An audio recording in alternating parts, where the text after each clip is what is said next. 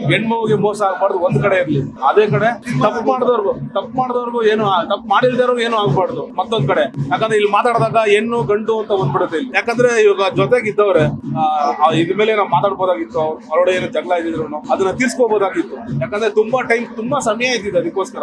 ಅದನ್ನ ಇವಾಗಲೇ ಮಾತಾಡ್ಬೇಕು, ಇವಾಗಲೇ ಇದ್ ಮಾಡ್ಬೇಕು ಅಂತೆಲ್ಲ ಏನು ಇದಿಲ್ಲ. ಏನು ಮೋಟೋನ ಗೊತ್ತಿಲ್ಲ ಮಾಡ್ಕೊಂಡವ್ರೆ.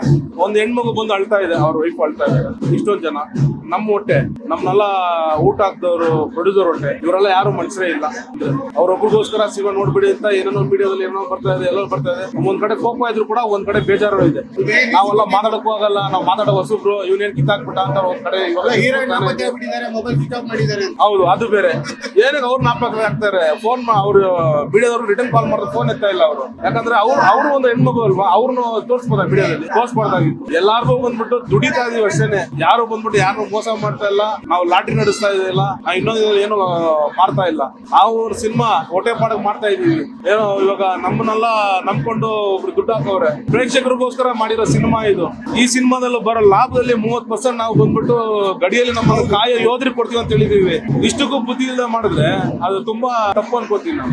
ಯಾಕಂದ್ರೆ ಎರಡು ಕಡೆ ಕುಲಂಕುಷವಾಗಿ ವಿಚಾರಿಸಿ ಏನ್ ಬೇಕಾದ್ರೂ ಮಾಡ್ಲಿ, ತೊಂದ್ರೆನೇ ಇಲ್ಲ. ಇಲ್ಲಿ ತಪ್ಪು ರೈಟ್ ಹೇಳೋದಿಕ್ಕೆ ನಾನೇನು ಕೋರ್ಟ್ ಇಲ್ಲ, ಜಡ್ಜ್ ಇಲ್ಲ.